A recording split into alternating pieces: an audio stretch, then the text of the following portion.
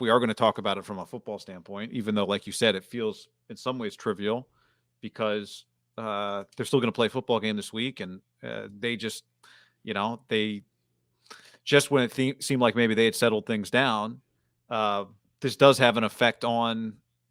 I do think of them differently now, Same. right? Than I did yet on Sunday's pod. You said, "Are they a lock to make the playoffs?" I said yes.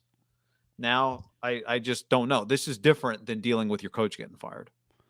It's Guys, just it's a whole other thing. I'd even say that when I woke up this morning just watching the Chiefs, I'm like, it's not really debatable. The Chiefs are kind of in shambles right now. They play the Raiders in 2 weeks. That's Sunday Night Football. Sunday Night Football was Raiders Chiefs. Monday Night Football was Niners Rams.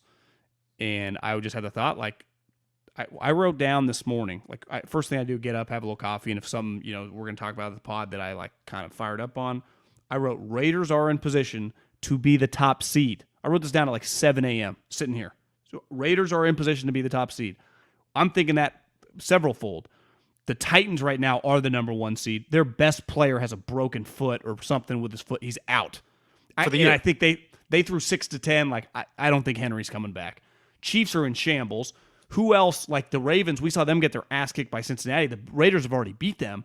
I don't think it was crazy to think, like, God, the Raiders are really kind of coming together, coming off a bye, playing the Giants. All of a sudden, they're 6-2. Did you say beating Baltimore? Yeah. So this he had 24 catches, 470 yards, and 2 touchdowns. I don't think it even comes close to doing his season justice. Do you agree with that? Like what we've seen of Henry Ruggs this year relative to 24 catches, 470 yards, 2 touchdowns? Like he's been way more impactful than that stat line. And I even thought last year, the phrase that basketball people use with Steph Curry a lot, like gravity. Like Steph, even when he doesn't have the ball, there's a gravity to him. The defense has to. He pulls the defense away from other people. At minimum, part of it was that with Ruggs, and then the other part of it was Ruggs was not a specialty player. He was not just a deep threat. He was a legitimate, productive, evolving, growing weapon. Just like in every down, he was wide receiver, a really good player.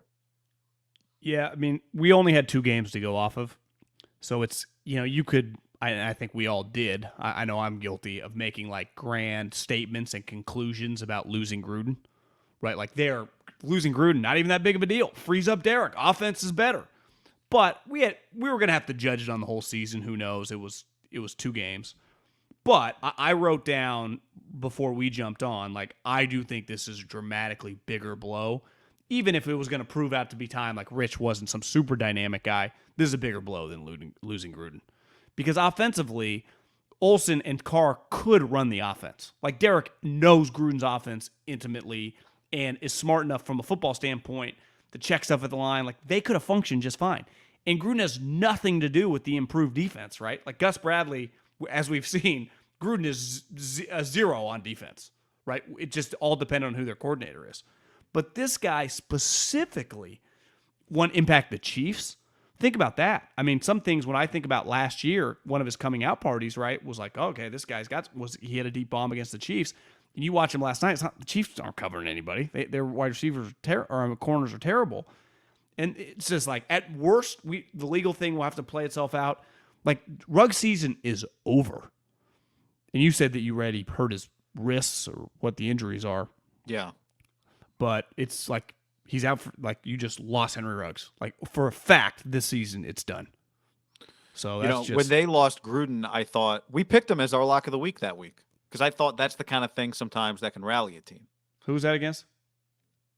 Denver? Yeah, it was. They beat the shit out of him.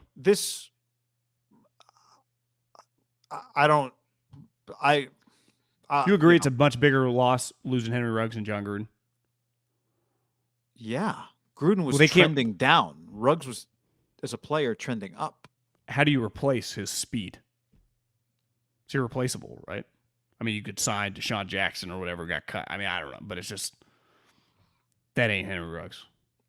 And the other devastating part, I would say from a morale standpoint, even just in the short term, was like, you had drafted this guy 12 overall, and it was looking like you kind of, I wouldn't call it a home run pick yet, but he was starting around second, heading to third, right? And you're when like, those are you had your a guys, piece yeah, with your Derek. guys young, evolving together, growing together, right? They've nailed a couple receiver picks. Amari they traded. This one they nailed. Well, you're right. Too soon to say nailed, but it was. I was very bullish. You were very bullish. I think it was looking like it was going to be a pick that you look back on and said that was another key piece of their franchise for the next whatever 8 years, something like that. To me, the emotional thing that they have to deal with now is just as much a part of the X and O part of this. They've dealt with a lot, Derek, and the leadership, and we've talked about this before, right? That their leaders like Max Crosby and Darren Waller have real life experiences, alcohol, overcoming alcoholism and drug use and that sort of thing. Like these guys, right? This is not just leadership like, oh, I was once the second stringer and I overcame that. Like this is real life leadership that Max Crosby and Darren Waller are their leadership comes from real life, like real life experiences. But still, this is I don't know. This is really tough. This rattles me, and I don't know the guy, and I'm not part of the team. Like so, it has to really, I would think, rattle them, and it's I think that, and from a football standpoint, is that because I'm with you. Like they are equipped, Derek. Like these guys have seen a shitload.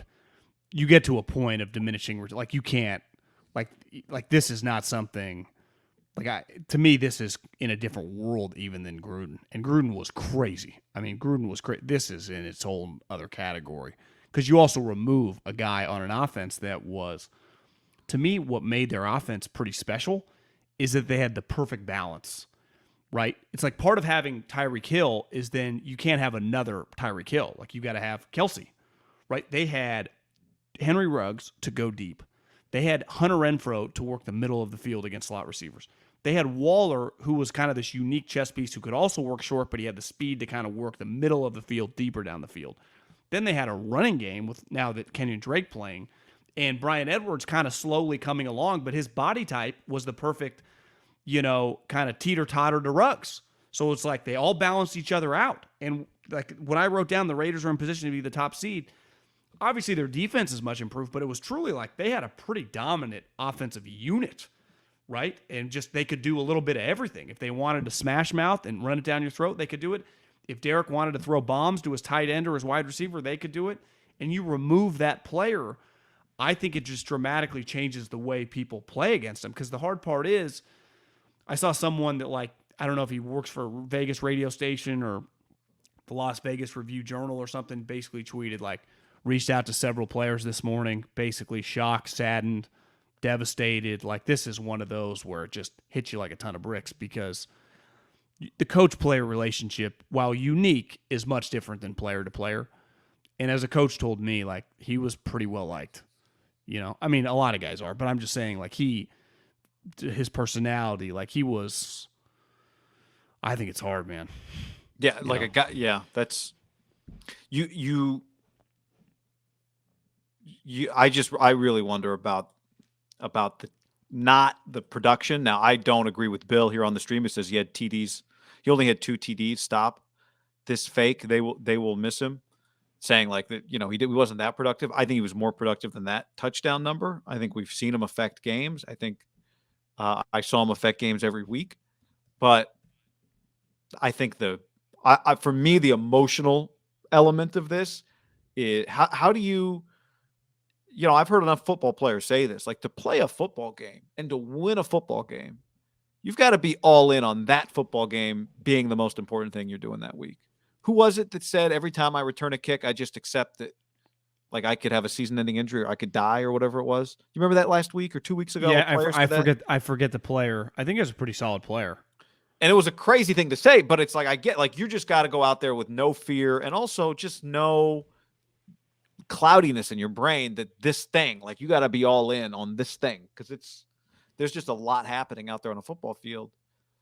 And I could just see it being really hard for these guys, and I wouldn't blame them in the slightest to be all in on this football. Now, maybe they can go the other. Sometimes it goes the other way, right? You rally and but I don't know.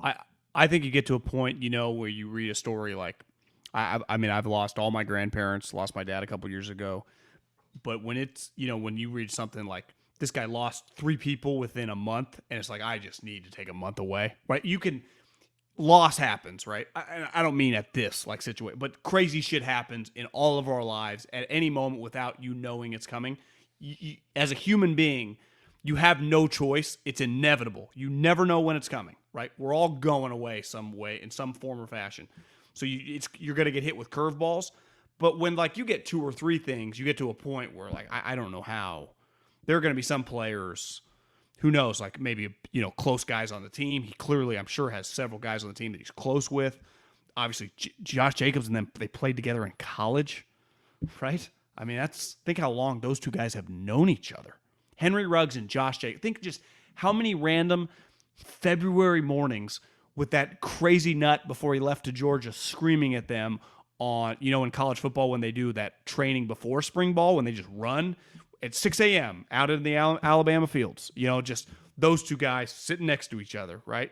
At 17, 18, probably knew each other in high school recruiting trips. Who knows? Maybe, I think Jacob's a little older. When Henry came on a recruiting trip, maybe he stayed in the same dorm, in the same, like 3 guys lived in the same place.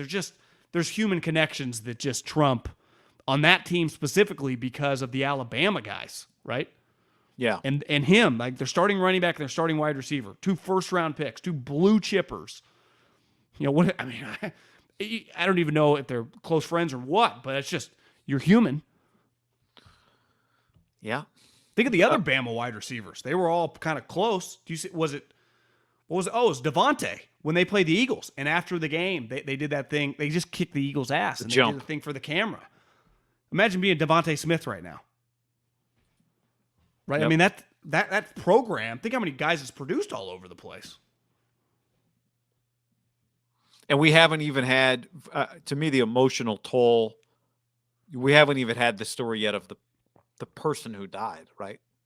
Like that's going to be another part of this for them. Like we know somebody died, but what about when we start getting the story of who that person was and how this tears apart the lives of whoever loved that person? If you're a Raider player, you want to support your guy in some way, I guess, right? If he's your friend, but you also are in this position where this thing that he did created a whole other tragedy, much greater than obviously a career or your season, right? Football game. Again, that's what I go back to. It's just as we're talking about it, it's a tough spot. Game feels small compared to this, and so we're talking about the football effect, and even that feels weird because it is.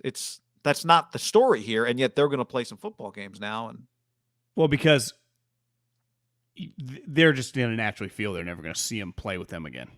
Like, how would that not be the feeling inside the building? Like, we just lost our teammate to life, and he might go to jail. Like, he's just gone. It's just over.